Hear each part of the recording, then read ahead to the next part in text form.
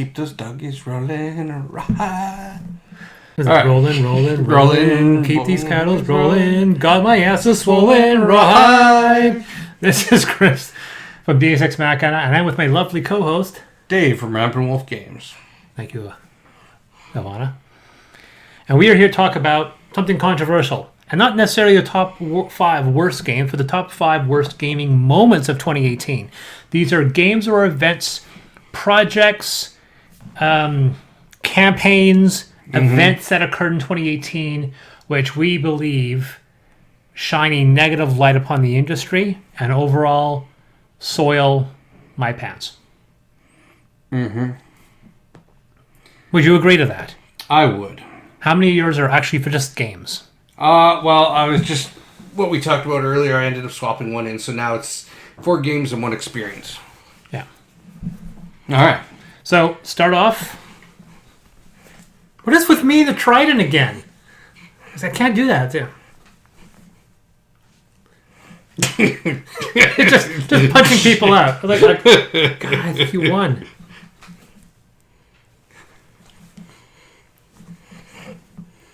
Gotcha. All right. So like you had to get one eventually. Yeah, exactly. Just like that episode of Forrest Gump. They kept on doing it forever.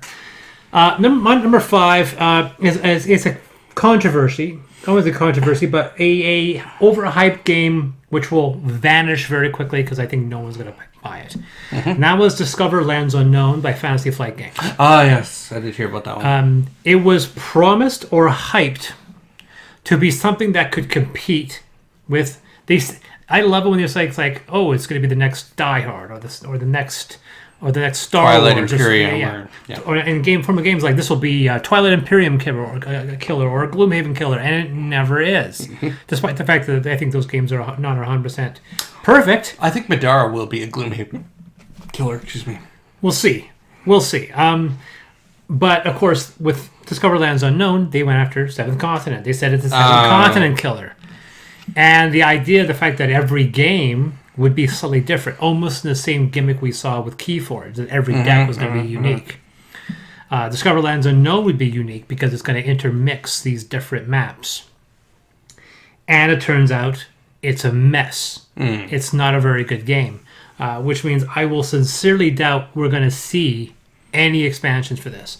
We were talking in a previous list about how Hasbro and a few other companies have a tendency of burying successful but not truly bombshell successful games and then never supporting it. Yeah. Fantasy Flight is as guilty, if not more so. Yeah. The number of games I can mention, I own probably half a dozen Fantasy Flight games that nobody talks about, that nobody's talked about online. Sky Traders, Planet Steam, games that they don't talk about because they usually... It's usually at the back of their catalog, and it's usually stuck together with like a whole bunch of games. Yeah, they remember this. It's like 5 games on one page. It's almost like padding their IMDb database. Oh yeah, we did these. We're not proud of them, but they're there. And Discover Lands Unknown emerged, heavily hyped, and then I checked it. It is not. It is the, I think, one of the lowest rated games of 2018. So it went down like a fart in a jacuzzi. I think it was trending 5.8, which is a truly abysmal number for 2018. Ouch. So that's my number 5. One of the more disappointing games of the year, and also one of the few games that got released with reviews on my list. Spoiler. Discover Lands Unknown by Fantasy Flight, a gimmick game that turned out to be a mess. Yes. So my number 5, I've talked about this one before, and unfortunately they're on this list just because the game isn't... There's not enough substance to the game. Okay, so it's not Eclipse. Nope. It's Masters of the Universe. Oh! I knew that. I should have known. Oh, sorry. Masters of the Galaxy. I knew what you're talking about. Yeah, Masters of the Galaxy. Masters of the Universe. Like, Masters of the Universe! Dolph Lundgren? He-Man! Yes. Yes, Master of the Galaxy. I have the power! My problem with that movie one was a mess. It was. Have you seen that movie? I did. I don't even remember that. Is that the one where you've got like Skeletor like downtown riding? Yeah. You know what's really crazy though? Good music. Yeah. Like the actual symphonic soundtrack is actually pretty killer. Yeah, that's true. Yeah. So, but yeah, my biggest problem with that game was that you don't like the mechanics.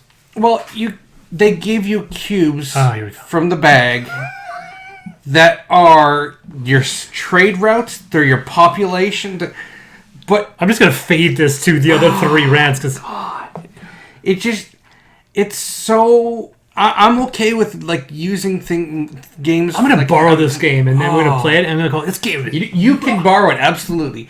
But it didn't draw me in. I don't feel the theme. I don't feel like I'm playing a space opera. I don't feel like I'm colonizing. You feel like you're pushing cubes. Like I'm pushing cubes. That's it. And it's just the worst part is there's even conflicts in the game too, where you can have little space wars. Cube against cube. Exactly. It's cube against cube. I'm just like, oh, that's hot. All right. Cube against cube. Cube squared. Cubed. Yeah. So that's my number 5. Yeah, I knew that was coming. My number 4 is going to be posted on Dice Tower probably before this video goes online. And both my fiance and I called it. It is the worst game, which means there are literally 3 other things that were worse in the industry than this. Because the game itself is too small. Okay. There can be better games that have fallen further. This game is too small to matter. So even though it is the worst game of the year... It's not a tiny epic, is it? It's not a tiny epic. Because she actually likes Tiny Epic Quest. But it's Dread Draw. And I've mentioned this a couple times. We'll find it a review. Dread Draw is a push your luck fortune-telling game, which is basically a variation of Dead Cut, which is it's a dead cut in the game. Right? Now that is the most basic gambling game that you could ever play for money. It's completely random. There's no game there. And they tried to make it a game. But when you're dealing with the mechanic where the primary thing, 80% of the whole mechanic is dead cutting a deck, there is no game. And they tried. And what bothers me is that they have it's amazing card design. It's upper deck. So they should know better. And the funny thing is, the art design in this game is better than any of the Legendary games. That's how good the art design. It is so solid. It is so good. I'm angry that it's such a bad game. Right? Because you talk about Firefly artwork being really bad. You've seen the artwork. I can even say that Legendary Encounters, the artwork is okay, but it's not great. No. It's definitely comic book style, pushing the Dark Horse style. But the Dark Horse style is also inconsistent. Dark Horse comics can have... There are issues of aliens which are brilliant, and some that are like, oh my god, I can draw better than this, and I'm not an artist. But even the good ones, Legendary Marvel, which has got really good artwork, I can easily say Dread Draw has got better artwork than that. Beautiful, dark, disturbing, wonderful artwork, up to the scale of the good Magic cards. And they saddled it with the worst game mechanic of the year. And that's why it's the biggest shame. Picasso, you're going to go work on this project. Yeah, exactly. We want you to paint the Sistine toilet. Yeah, no, it's not even Sistine toilet. It is Picasso painting a mural in a McDonald's in downtown Tokyo. It is that forgetful. The McDonald's bathroom, right? No, I would say it's painting the tiles on the floor leading to the bathroom. Okay. I don't know why I have to be that specific. But yeah, that's Dread Draw. 100 packages 100 cards. There's actually 102, which is very bizarre. There's actually 51 cards, and then they're all doubled.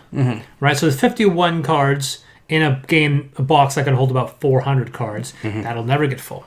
So yeah, the worst reviewed game for us, for me and Nicole, we both gave it a 2 out of 10. That's Dread Draw from Upper Deck. Shame. So, my number 4... And, I apologize to this company because I think maybe they're a good company, but... They're not, dude, first of all, they're not going to watch this. They're not going to watch You don't have to suck up to them. I can say, you know what? Screw this company. And they're like, okay, Chris is on the blacklist. They're like, oh. Eagle Griffin Games. It's like, did Dave back an Eagle Griffin game? Well, we'll get it eventually. We saw that video and you complained about us. You gave us some stank. Sorry, go on. Eagle Griffin Games. They've done many games. But they're two different birds. Yeah. Is it an eagle or is it a griffin? They're the ones that put out Roll Through the Ages. Yeah. So this one was Titan Dice. Now, Man vs. Meeple gave it a really good review, so I was psyched when Man vs. Meeple also gave Who Goes There a good review. Yes. Well, that's just it. And unfortunately, I was psyched because I backed it, and then I played it. I have no idea what the heck I was doing. That bad, and it was that bad. And it was to the point Imagine where... those poor suckers that got 7th guessed. Oh, my God. Well... Did you hear that? Did you see that review? No. Oh, you've got to see Tom's review on 7th guest. Probably the worst game he's ever played. Oh, jeez. He's like, this is. Oh yeah, I thought this is probably the worst game of 2018 for him.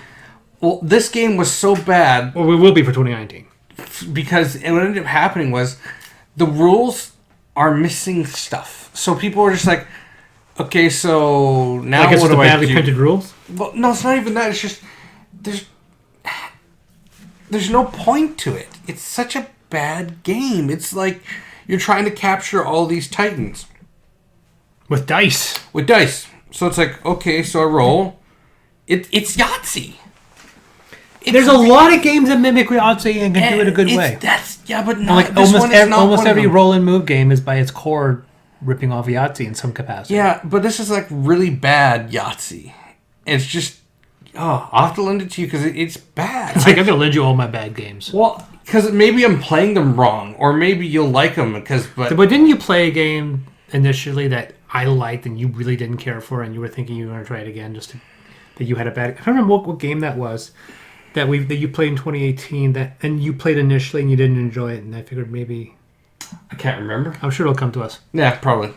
So I know you dislike Who Goes There. I know I like Who Goes There more than you, and I considered Who Goes There very disappointing. Yeah. But that's because I realized through that first game, this game is broken. I'll fix it, and then we had a good game. But it was only because I'm homebrewing it, just so I can create a better experience. So yes, that's my number 4 is Titan Dice from Eagle Griffin Games. I'm sorry, guys, but there's no game there. Like the satellite focuses on your house. Yeah, it's like I don't even. I've stuffed it in between the games there. Where is it? It's between Harry Potter and Crimson, and it's actually not even a rack. It's between 2 shelves. Yep. It's shame. It's shame. It's been blocked by the posts. Therefore, we are embarrassed by it. Yeah. Wow. My number 3 is a controversy which. There's 2 types. There are 2 similar entries on my list regarding this, and I feel it's a big problem. Mm-hmm. And that was something that happened in April and May regarding a game called Alien USCSS Nostromo. Mm. And now in this game, a French board game, there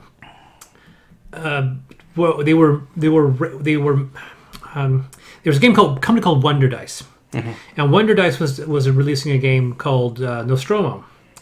And then a bunch of French game designers noted it's very similar to almost identical game by maybe Francois Bacalart, and I know Nicole's going to tell me you pronounce that wrong. He showed Wonder Dice Nostromo years earlier. They said they weren't interested. He did that in 2010. Mm-hmm. Then he moved on, and then Nostromo surfaced again this year by Wonder Dice, and it's virtually identical to his game. And the shit hit the fan in France, where a lot of people were complaining that Wonder Dice basically punted him to the road and developed the game internally, and they're now trying to make this game. So they've uploaded their rule books, and Bachelard uploaded his rule book just to show that they are very, very similar. They've not credited him. They're not compensating. They may try to make an arrangement, and it has not happened. And this game has quietly been buried. After, I think, June, there has been no update anywhere, which is a shame because when we were talking about games we'd like to see, mm-hmm. one of the ones I think I mentioned was a stealth-based Alien game. Not an Aliens game, an Alien game. Because we've had Aliens games. We're going to get a miniature-based Aliens game again. We've got Nemesis. Having a hidden movement or stealth game based on Alien would have been really nice. Mm-hmm. So, unfortunately, it seems like the only attempt to have this was marred in plagiarism. It looks like the game's been buried. I think plagiarism is going to be a rising concern nowadays. Mm-hmm. I think now with the offset of social media, we'll see a lot more examples of this. You know, the one thing I'm also seeing is that some companies are plagiarizing their own games. That happens all the time. Well, But, like, for example, they're stealing the mechanics, and it's just like, so, okay. So we see that all the time. So You see one game, a company comes out, they just play with their own system. So you got Fantasy Flight has Arkham Horror, the card game. In it, they have these cards that will get added to the game, which you pull from the codex to build more of the story games and give more storyline because you encounter and those are those specific tie things. And it's actually interesting. I like it because it's like, oh, I go here, and so now because you did this, you have to add these in, and those are going to get shoveled in elsewhere into the game, and you're going to encounter. So the game is evolving as you're playing. Cool.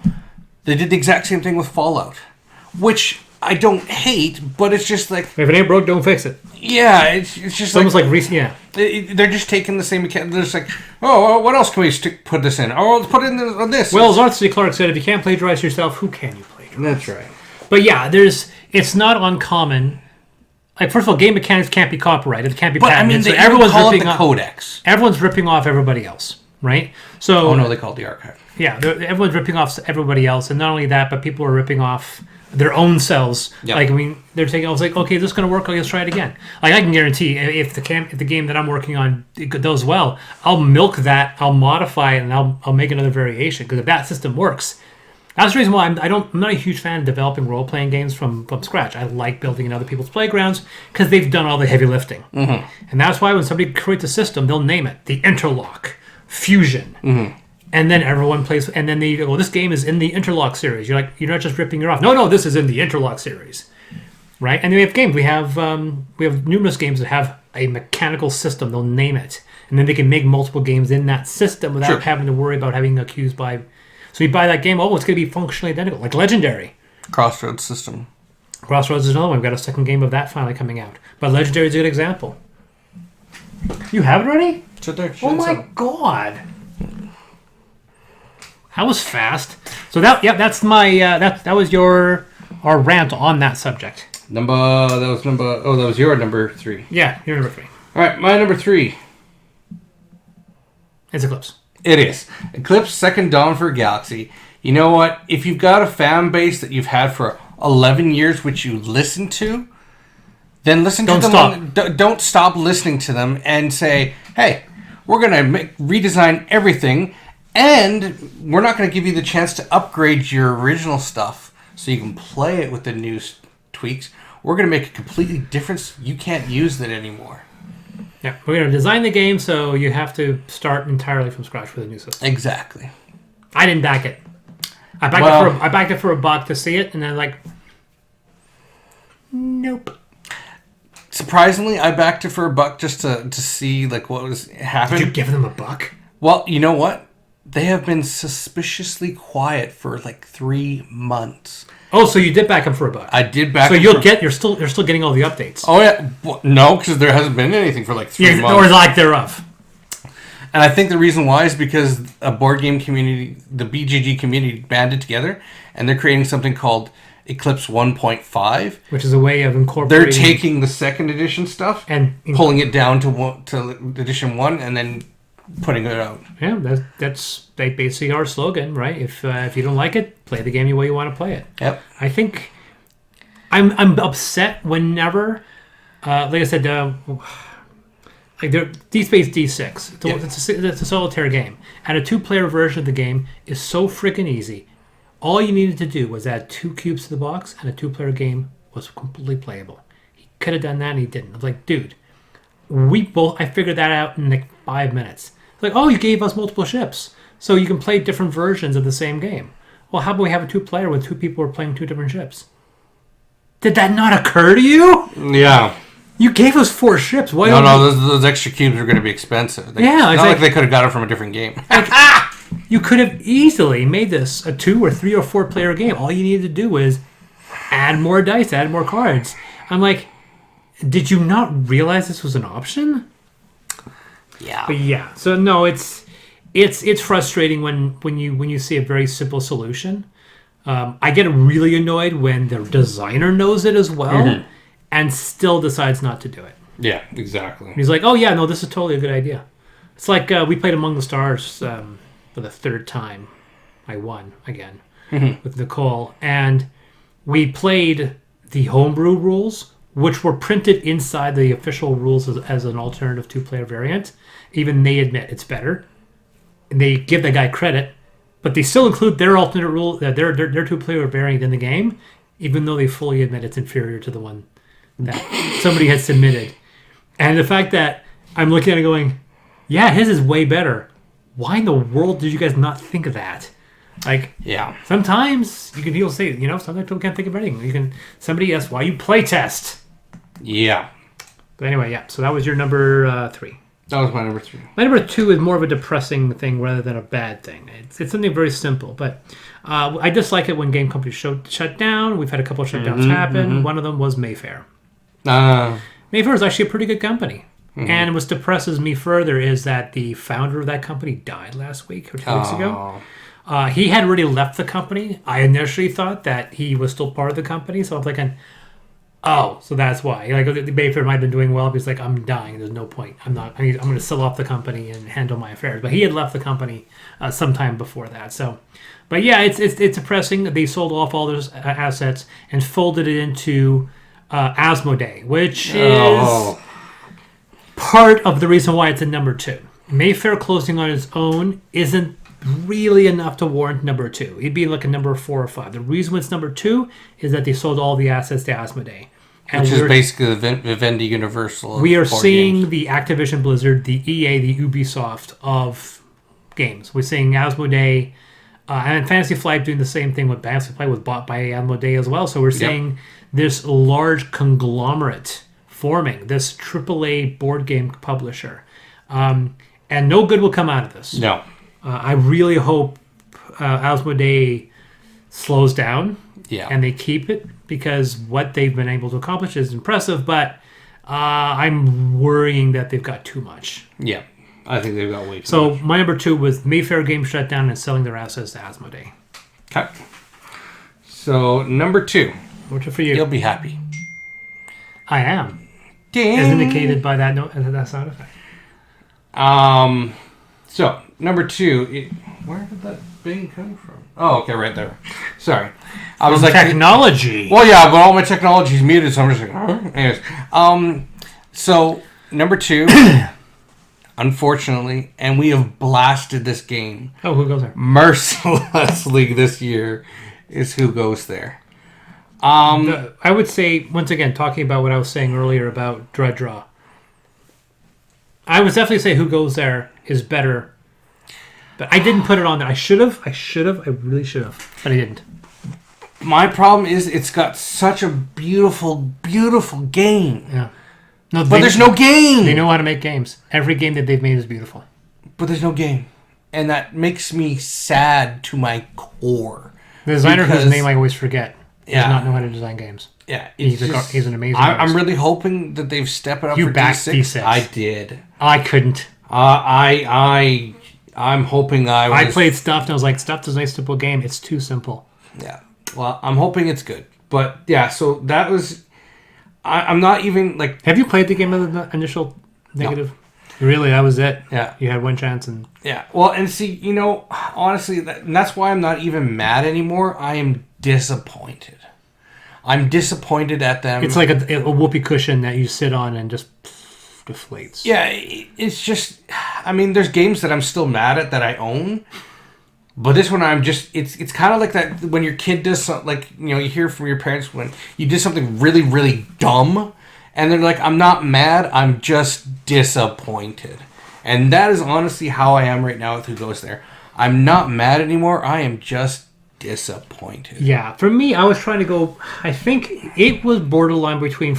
It was a borderline 5, because, like I said, it's a beautiful, beautiful game, and I'm annoyed that it cost me as much as it did for what it is.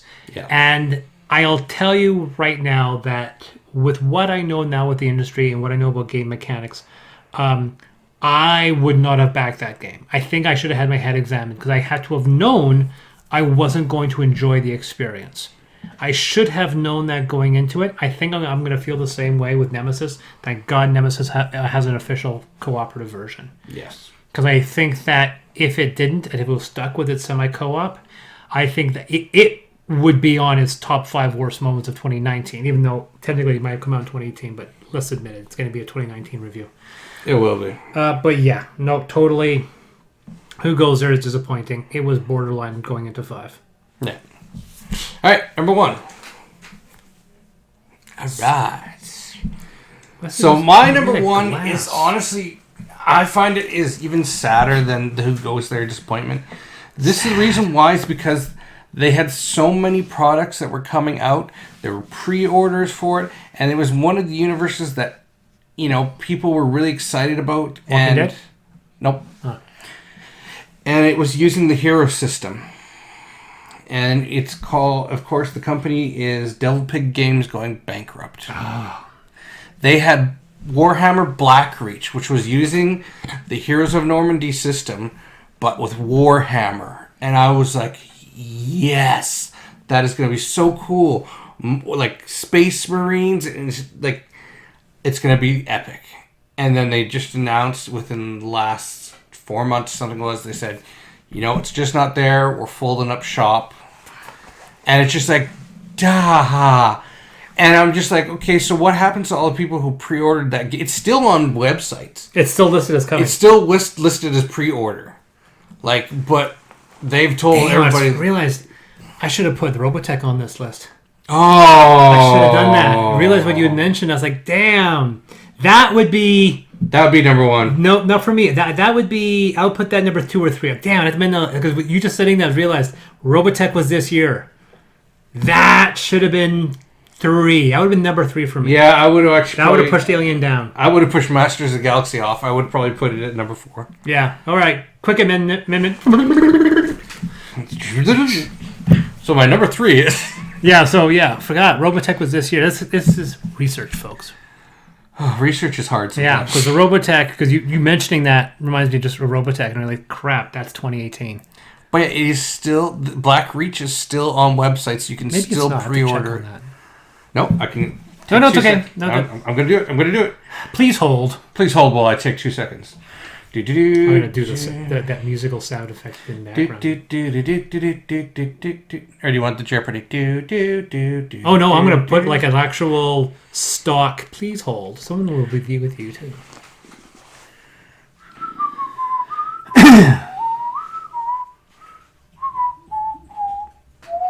Boom.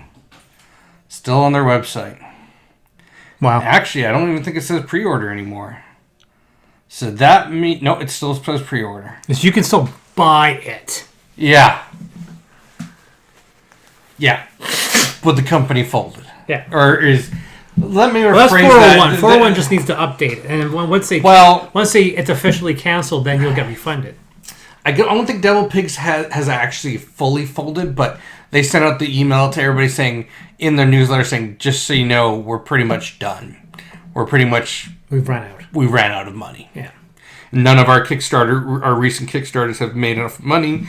Most of the recent Heroes of Normandy things, like the supply boxes and stuff, are just way too expensive to produce. So I don't think even some people are going to get some of those Kickstarters. Like it's bad. That's the problem when you set your goal too low. Like you want a low goal so you'll hit it, so you'll surge past it. Yeah. But if you don't hit a certain threshold, you realize, crap, we made our goal, so now we're committed, and we don't have the money to do the project. Yeah. And that's a big problem. Like, he's like, well, we actually have to make 100,000, but we're not going to have 100,000, otherwise we'll never get it. Yeah. So if we say we want 50,000, we get 50,000, then we'll surge past it. But if you end up 75, you're screwed. Mm-hmm. So that was mine, is the unfortunate what happened with Devil Pig, which is basically bankrupt and should be gone probably within... I mean, people are going to argue that it wasn't 2018 because they're still around, but they sent out the notice in 2018. Yeah, no, I'll give you that. My number 1 for me, I would have to say it is the biggest, outside of games being delivered that were bad from Kickstarter, and having a campaign collapse afterward because of financial problems, which we saw with Robotech. The problem now is every major... So what is your number 1? I'll get to it. Okay. The industry is itself as a whole. When an industry like YouTube or something, it's going to get hit with scams, right? Email, right? new phone scams, viruses, and so forth. There's going to come a point where every industry is going to have that hit, where scammers are going to try to embezzle money out of falsehoods. And I've never seen a more crystal clear example of that than with Overturn, Rising Sands. So Overturn was a very, very overly hyped board game. It looked beautiful, massive miniatures, got to $200,000 to $300,000. Oh, wow. Halfway through its campaign. And it was looking to make some good money. Then certain things started to happen. First game, the game's location. While the campaign started, the team was based in Canada. A background Q&A eventually revealed that the designers were actually in Pakistan. Oh boy. Which is not amongst the countries permitted to launch campaigns on Kickstarter. The miniatures were all renders. Everything was relying on 3D renders, not photos of the actual miniatures. Oh, I can instantly see why them being in Pakistan would be a bad thing. Yes. They did not show actual models. Everything that they were showing was very poor quality. Then came the rules about usually what you have to do. You have to release your rule book during your campaign. Mm-hmm. If you don't release your rule book, people get freaked out. And that was my issue with Nemesis. Nemesis didn't release their rule book until 6 months after the campaign. Yeah, that's true. And then everyone lost their mind because it wasn't very good. Mm-hmm. And then they had to dial back and try to fix it. But the manual was completely plagiarized from Simon's Massive Darkness. Oh, snap. It wasn't even minor. They were down to entire sections of the text being lifted word for word. Format, layout, even their company logo was ripped off of Mozilla's Firefox. They were trying to divert the responsibility by saying it was localization. They didn't speak English as being part of the problem. Eventually, Simon's CEO filed a takedown notice against the campaign. Mm-hmm. They refused. Crowdbox pulled out of the project. But what bothered me the most, Kickstarter did not touch it. And this is the thing. When you go to their campaign, it was every day. There were 100 posts from people saying, everyone, cancel. This is a scam. But people weren't following. They were looking at the posts. They weren't going to the campaign. And I was guilty of this. I would back something, and then I would go into other things, and I'd see other updates, not realizing that this has exploded. So their goal was 50,000. They were at 300. They had dropped to 195, but they were still making 195,000, and that was because a very small portion, were people that had faith. Everyone else were oblivious. Mm-hmm. They did not know, and these guys knew it. They knew most people didn't check the comments. Once they hit the backer button, they did not follow. And I make damn sure now that I back a campaign, I go back and I check those posts. And that's why with the last two campaigns that I followed, both Atlantis and Tainted Grail, I was constantly on comments. I wanted to see if there was a point where that thing would break down and there would be a problem. Mm-hmm. But it was coming down to the wire. Mm-hmm. People were throwing salt against Dice Tower because Dice Tower did a preview for it, right? But then they were silent. They weren't saying anything. Mm-hmm. And it wasn't until 3 days before the campaign was supposedly ended that Dice Tower come out and said, look, we just took their money and previewed the game. We didn't review it. We're not culpable in this whatsoever. And then it was getting worse. And people were like, guys, this campaign is going to play through. And Kickstarter, they believe Kickstarter didn't care. Because Kickstarter's like, we're going to get our 20% cut. So who cares? Yeah. And I think what it was, if it wasn't for Simon sending that takedown notice against them through Kickstarter, I think this campaign would have succeeded. And these guys would have walked off with $150,000, maybe $200,000, and then we would never see them again. Mm-hmm. I think Kickstarter did not care. Despite the fact that there were probably numerous emails sent to them, numerous reports, they did not care. Yeah. And I think that the events around Overturn have salted a lot of people. Yeah. I think a lot of people in that campaign are really apprehensive now from backing campaigns. They're looking for now warning signs. Where are your physical production models? So companies that are producing that really need the money Like, I can't show you physical production because I don't have the money to build them. But here are the renders. Here's everything. I do need this type of revenue. Mm-hmm. That people are like, no. You have to be CMOD now.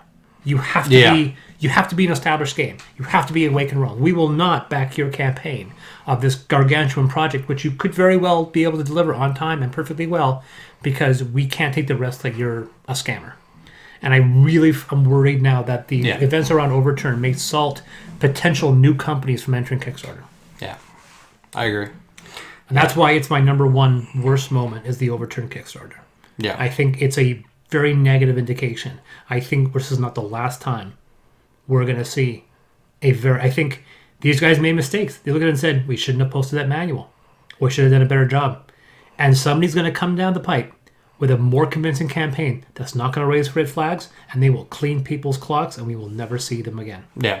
I think it may have already happened. You've obviously been in campaigns where systems have collapsed, but you can look at it and go, no, these guys wanted to make the game.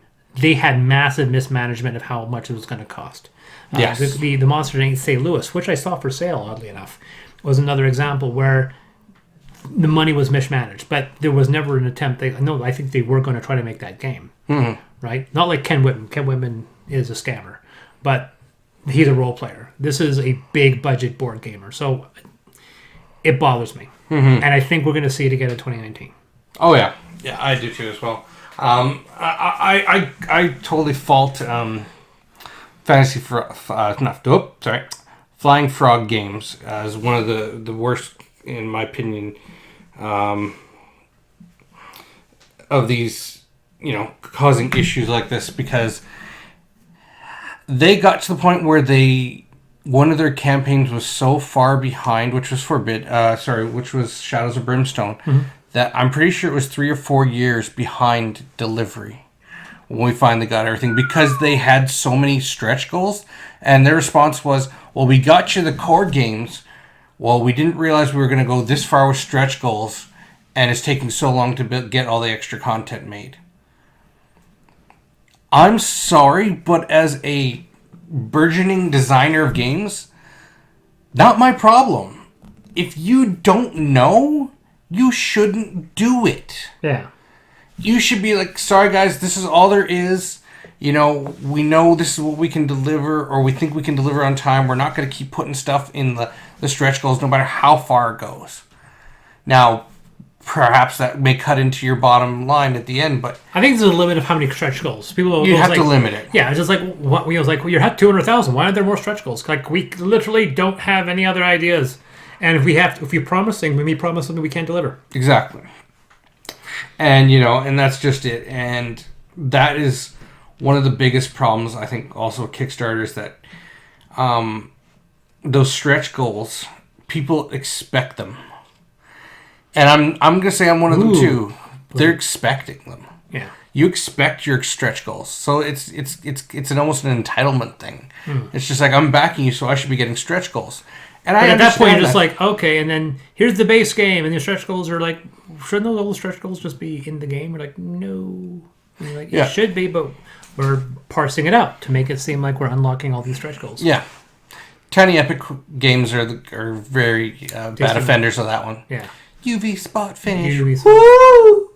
Bigger box or thicker box. Oh, we're gonna print stuff on the inside of the box. Anyways, yeah, no, there is another game. We unlocked 15 stretch goals today. Yeah. That was the thing about Tainted Grail. Tainted Grail, it was like, oh, we have 50. We unlocked 6 more stretch goals. I'm like, I stopped caring a long time ago. Yeah. Another company that unfortunately, Golden Egg Games. They had done a game called Golden Age of Aviation, and it was called Airlines. Yeah, I've heard of this. Yeah, it's not coming. They ended up they got some stuff out.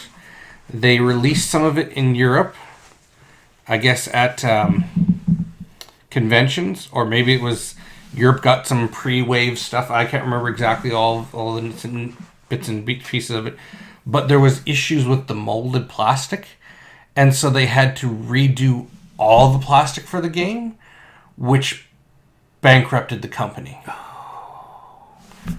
And on top of that, miniatures are the hard one. And on top of that, because the delays, people were demanding their money back, and he was giving people their money back. So he just ran out of money. Yep. And so it's just like, yeah. So that was another one that was unfortunate, but honorable mention. Honorable mention. I think there's a couple. I think our list was actually probably 7 or 8 items actually. Yeah. But the Robotech one annoyed me because the problem I have with the Robotech one, they made the game. Mm-hmm. Like almost 100%, they made that game because they were shipping out prototype copies to investors. Yeah. Like we just need a bit more money to finish it, and you just don't have the money to mass produce it. So all the people that got the game were all the people who didn't need the game, who don't require the game, who didn't deserve the game. Mm-hmm. They didn't back it. So, but it's out there. Yeah. I know. I've literally seen I know. Makes me wonder if like Rahdo or Dice Tower has a copy of that somewhere. Probably. Should be, yeah. Oh, yeah. Right, I've seen situations where they've done unboxings for games that we have never seen. Yeah. Right? They've never done a review for a game we've never seen, but they've definitely done unboxing. Yeah. All right, so that is the top 5 worst moments. It's depressing that we've come to this, and let's hope that 2019 is a better year in every regard. In every regard. Yeah. All right. So he's been. And he's been. And remember, the rules are just a suggestion. Play the game how you want to play it. And the law is just the law. You should follow it.